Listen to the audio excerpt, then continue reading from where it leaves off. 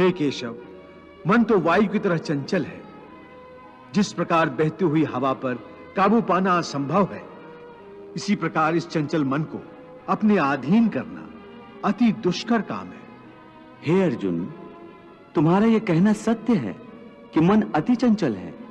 उसे अपने वश में करना बहुत मुश्किल है। मुश्किल है जनार्दन, असंभव है। नहीं अर्जुन, मुश्किल अवश्य है, परंतु असंभव नहीं है। तुम्हारा कहना है कि मन को वश में करने का कोई तरीका, कोई साधन भी है? अवश्य है। क्या है वो तरीका? हे अर्जुन, मनुष्य को मैं के घमंड की मदिरा पिलाकर मदहोश करने वाला पाखंडी केवल मन है। उसके हाथों में मोह माया का जाल है, जिसे वो मनुष्य की कामनाओं पर डालता रहता है और उसे अपने वश में करता रहता है। यह मन शरीर से भी मोह करता है, अपनी खुशियों से भी मोह करता है और अपने दुखों से भी। खुशियों में खुशियों से भरे गीत गाता है, तो दुख में दुख भरे गीत गुनगुनाता है। अपने दुख में दूसरों को शामिल करके उसे खुशी होती है। किसी भी प्राणी को उसका मन जीवन के अंत तक अपने जाल से निकलने नहीं देता। रस्सी में बांधकर उसे तरह तरह के नाच नचवाता रहता है। वो जीव को इतनी फुर्सत भी नहीं देता कि वो अपने अंतर में झांक कर अपनी आत्मा को पहचाने और आत्मा के अंदर जिस परमात्मा का प्रकाश है, उस परमात्मा का साक्षात्कार करे।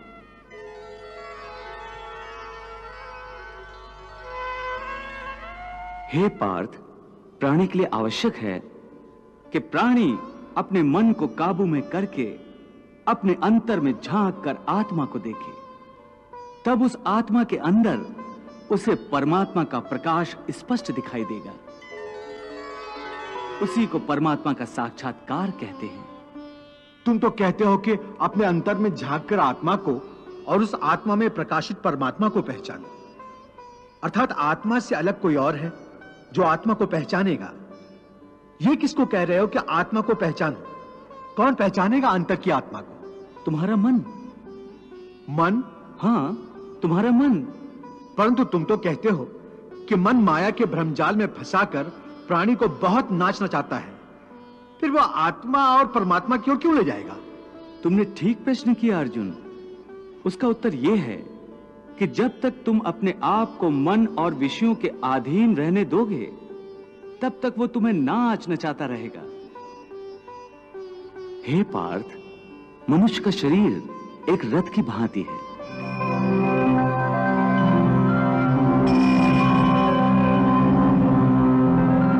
उस रथ के जो घोड़े हैं, उन्हें मनुष्य की इंद्रियां समझो, जैसे आंख,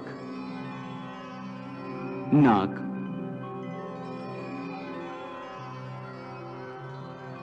कान, मुख,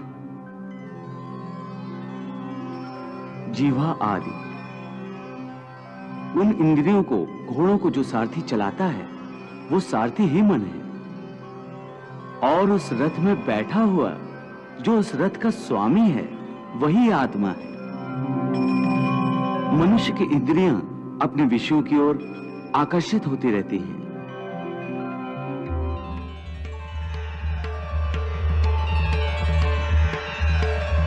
और उसका मन इंद्रियों को उनके विषयों की ओर ही दौड़ाता रहता है।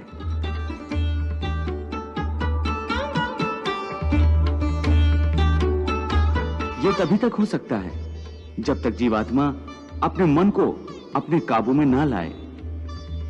जब तक मन काबू में नहीं आएगा, वो इंद्रियों को उनके विषयों की ओर ही दौड़ाता रहेगा। विषय उनको बुलाते हैं, इंद्रियां उनकी तरफ भागती हैं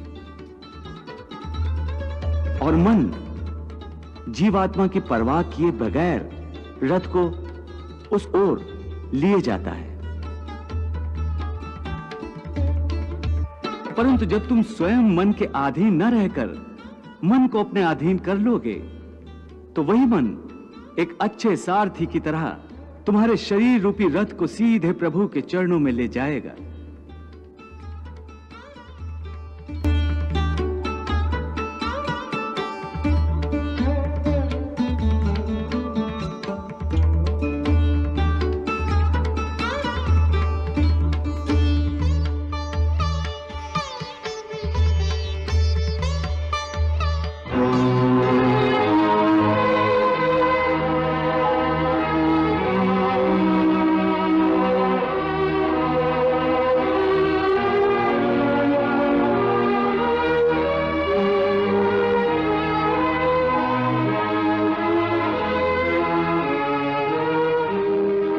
इसीलिए मैंने कहा था कि मनेव मनुष्यानाम कारण बंधन मोक्षेय, अर्थात यदि मन तुम्हारा स्वामी है और तुम उसके अधीन हो तो वो तुम्हें माया के बंधन में जकड़ता रहेगा, और जब तुम मन पर काबू पालोगे और उसके स्वामी हो जाओगे तो वही मन तुम्हें मोक्ष के द्वार तक ले जाएगा।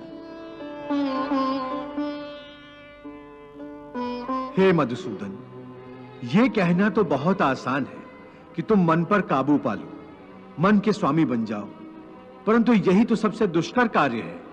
हे केशव, मन तो वायु की तरह चंचल है।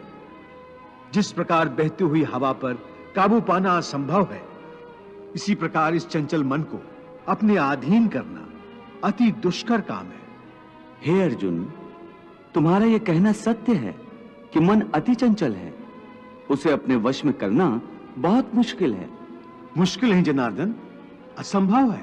नहीं अर्जुन, मुश्किल अवश्य है परंतु असंभव नहीं है। तुम्हारा कहना है कि मन को वश में करने का कोई तरीका, कोई साधन भी है? अवश्य है। क्या है वो तरीका? असंशयम महाबाहो मनो दुर्निग्रहम चलम अभ्यासेन तु कौन्ते वैराग्येण च गृह्यते। अर्थात मन को वश में करने के लिए उस पर दो तलवारों से प्रहार करना पड़ता है। एक तलवार अभ्यास की है और दूसरी तलवार है वैराग्य की।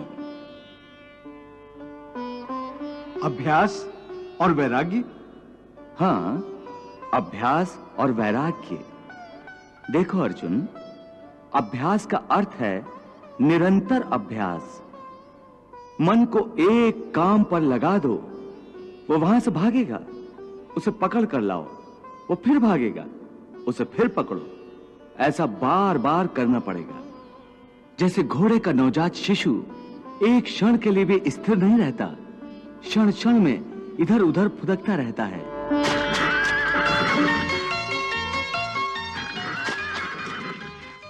उसी प्रकार मन भी क्षण क्षण में इधर उधर फुदकता रहता है। एक चंचल घोड़े की तरह मन भी बड़ा चंचल होता है, और ऐसे चंचल मन को काबू करना उतना ही कठिन है जैसे किसी मुंहजोर घोड़े को काबू करना।